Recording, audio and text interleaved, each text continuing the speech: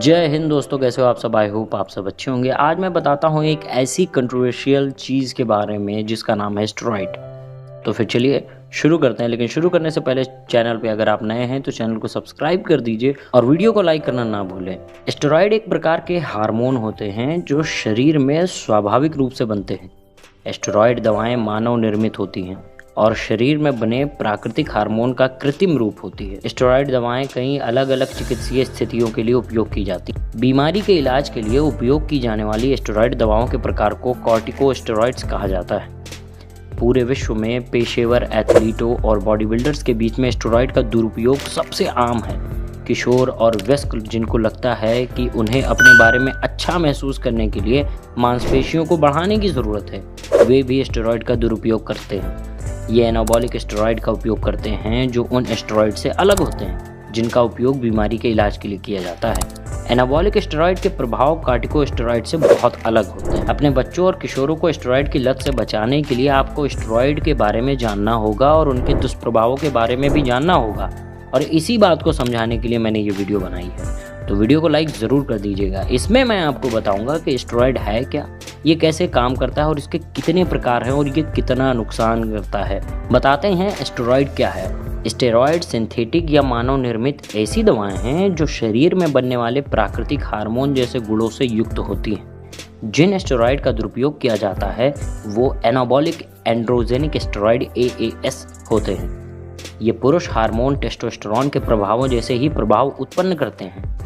लोग AAS का उपयोग मांसपेशियों के निर्माण या ताकत बढ़ाने के लिए करते हैं। इस प्रकार के स्टेरॉइड को मांसपेशियों में इंजेक्शन से या मुंह द्वारा निगल कर लिया जाता है। AAS और कॉर्टिकोस्टेरॉइड्स दोनों के उपयोग और असर में काफ़ी अंतर है। कॉर्टिकोस्टेरॉइड्स को दमा यानी अस्थमा जैसी परिस्थितियों के इलाज में चिकित्सीय उपयोग के लिए निर्धारित किया गया है। कॉर्टिकोस्टेरॉइड्स हमारे शरीर में पैदा होने वाले कॉर्टिसोल हार्मोन के प्रभावों को प्रतिलिपि बनाते हैं और इनमें मांसपेशियों के निर्माण या प्रदर्शन का स्तर बढ़ाने वाले प्रभाव नहीं होते। इस प्रकार के स्टेरॉइड के कई वैध चिकित्सा उपयोग हैं। हालांकि स्टेरॉइड लेने वाले पुरुष और महिलाएं जो मसल्स बढ़ाने के लिए इसका उपयोग करते हैं वे अवैध रूप से ऐसा करते हैं।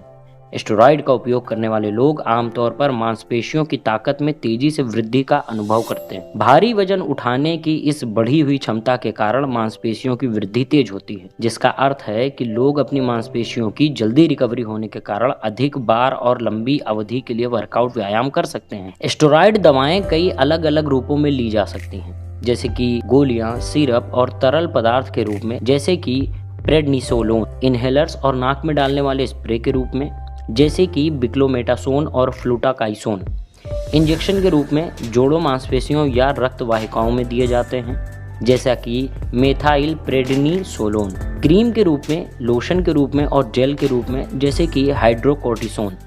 अधिकांश स्टेरॉइड केवल डॉक्टर के द्वारा प्रिस्क्रिप्शन पर ही उपलब्ध होते हैं, जैसे कुछ क्रीम या नाक के स्प्रे मेडिकल स्टोर और कॉस्मेटिक दुकानों से खरीदे जा सकते हैं। एनाबॉलिक स्टेरॉइड के लिए कुछ स्लैंग शब्दों का प्रयोग किया जाता है, जैसे कि रोइड्स, गियर और जूस इत्यादि।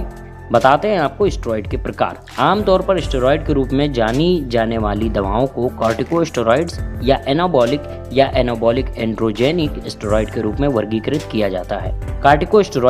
कॉर्टिकोस्टेरॉइड जैसे कि कोर्टिसोन वे दवाएं हैं जो डॉक्टर सूजन को नियंत्रित करने में मदद करने के लिए उपयोग करते हैं। कॉर्टिकोस्टेरॉइड्स फेफड़ों की श्वास नली में सूजन और म्यूकस उत्पादन को कम करने के लिए बहुत अच्छा इलाज है। वे अन्य त्वरित राहत प्रदान करने वाली दवाओं को बेहतर तरीके से काम करने में भी मदद करते हैं। ये स्टेरॉइड उन हार्मोन के समान होते हैं जो आपकी एड्रेनल ग्रंथियां बीमारियों और चोटों से जुड़े तनाव से लड़ने के लिए शरीर में प्राकृतिक रूप से बनाती हैं। आमतौर पर एड्रेनल ग्रंथियां हर सुबह रक्त प्रवाह में कोर्टिसोल छोड़ती हैं।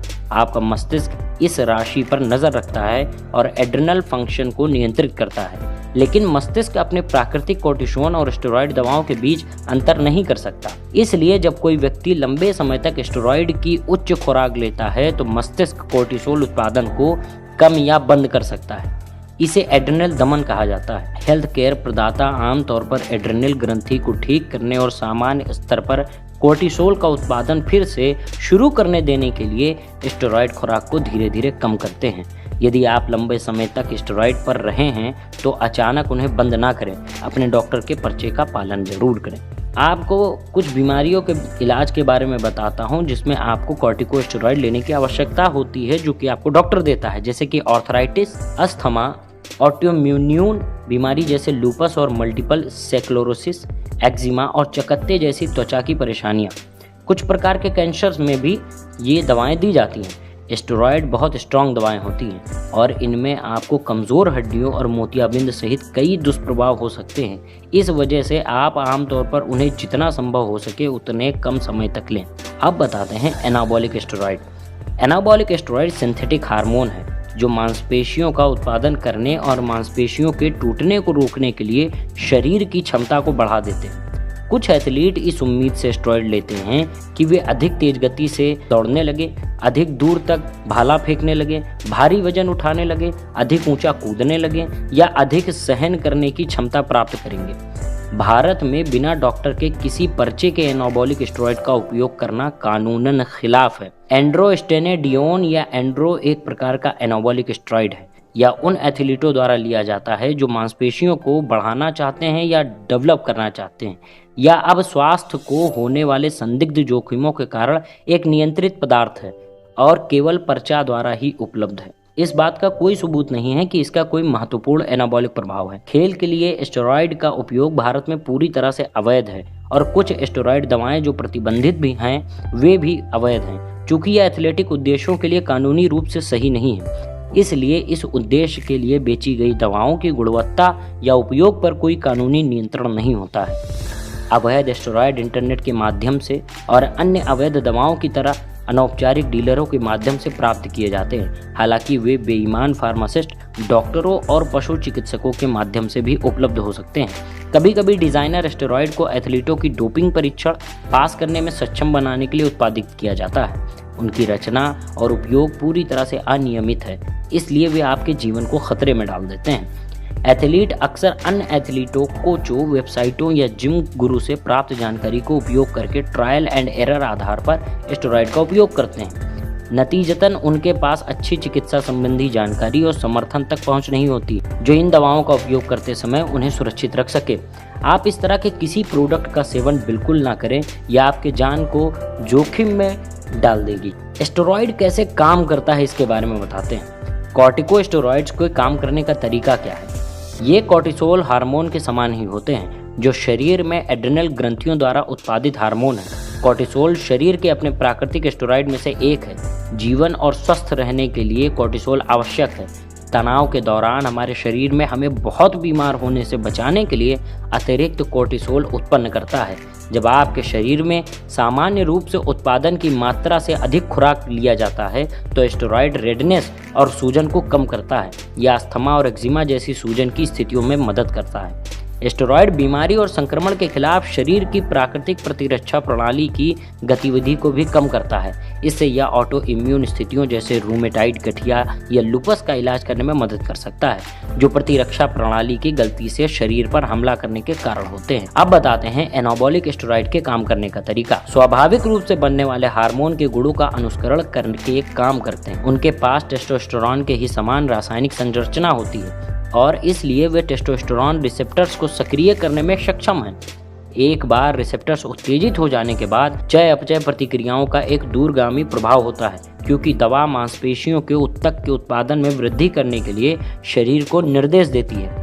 एनाबॉलिक स्टेरॉयड आमतौर पर 6 से 12 सप्ताह की अवधि तक लिया जाता है। इसके बाद लंबी अवधि में मांसपेशियों की कोशिकाओं को बढ़ने से बंद करने के लिए उतनी ही लंबाई का ब्रेक लिया जाता है। इसे साइक्लिंग के रूप में जाना जाता है। विभिन्न एनाबॉलिक स्टेरॉयड को अक्सर एक प्रक्रिया से आपस में मिलाया जाता है जिसे स्टैकिंग के नाम से जाना जाता है, या मांसपेशियों के द्रव्यमान को बढ़ाने, इन्हें चर्बी रहित बनाने और मांसपेशियों की अच्छी शेप, जिसे कटिंग के रूप में जाना जाता है, प्राप्त करने के लिए किया जाता है। अब बताते हैं स्टेरॉयड्स के नुकसान। जी हाँ, आपको पता चल गया होगा कि 2 तरह के स्टेरॉयड हैं, कॉर्टिकोस्टेरॉयड और एनाबॉलिक स्टेरॉयड। तो बताते हैं कॉर्टिकोस्टेरॉयड के साइड इफेक्ट।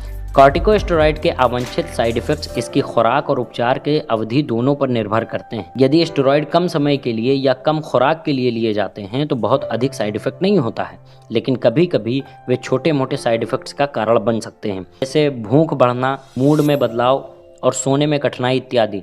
ये स्टेरॉयड गोलियों के साथ होने वाले सबसे आम प्रभाव हैं।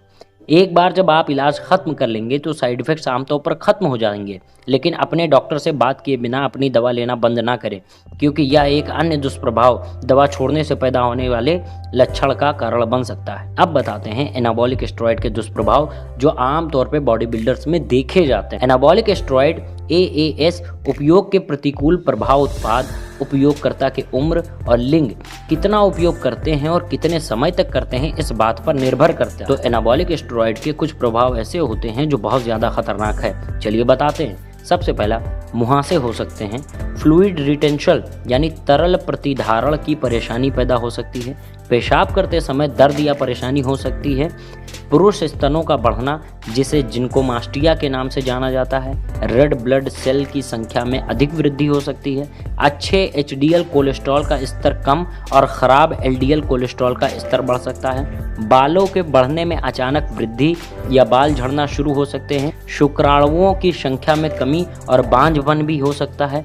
कामेक्षा में परिवर्तन हो सकता है। एनाबॉलिक स्टेरॉयड के गैर चिकित्सीय उपयोग में चिकित्सा उद्देश्यों के लिए उपयोग की जाने वाली राशि से भी 10 से 100 गुना अधिक मात्रा शामिल हो सकती है। स्टेरॉयड के गलत उपयोग से आपको इससे भी ज़्यादा खतरा हो सकता है, जैसे कि कार्डियोवैस्कुलर समस्या हो सकती है, सडन कार्डियक डेथ हो सकता है यानी अचानक आपकी मौत हो सकती है, आपका अचानक हार्ट फेल हो सकता है, आपको हार्ट अटैक, मायोकार्डियल इन्फार्क्शन हो सकता है, हार्ट अटैक और कार्डियक अरेस्ट में अंतर आ सकता है, लीवर की समस्या हो सकती है और ट्यूमर सहित और भी कई तरह के आपको नुकसान देखने पड़ सकते हैं। कोलेजन के अपघटन के कारण टेंडन टूटने की समस्या आपको हो सकती है।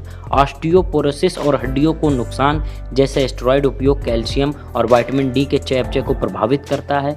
किशोरों द्वारा इसे लेने से उनके शरीर का विकास स्थायी रूप से रुक जाता है।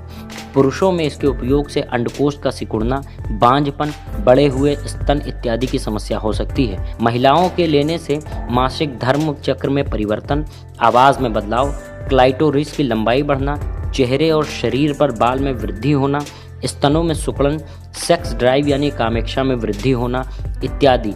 इनमें से कुछ परिवर्तन दवा के उपयोग बंद करने के बावजूद भी हमेशा के लिए बने रहते हैं, जैसे कि कामेक्षा वाला।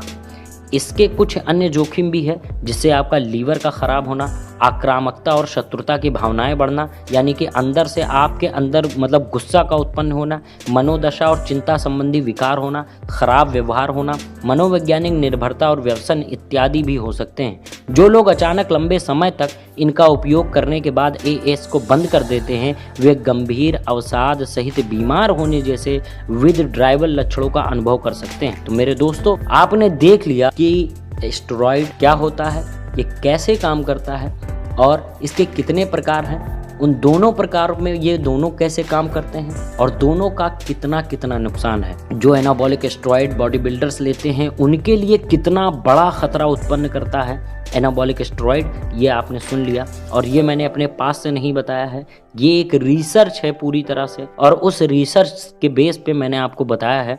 तो अगर वीडियो अच्छी लगी हो और आपको लगता है कि नहीं ये काफ़ी हेल्पफुल है, तो प्लीज़ वीडियो को शेयर करिए, वीडियो को लाइक करिए, चैनल को सब्सक्राइब करिए। आपको इससे भी अच्छी जानकारी आपको मिलती रहेगी। तब तक के लिए अपना ख्याल रखिए, अपनी फैमिली का ख्याल रखिए। चलता हूँ। जय हिंद, जय भारत।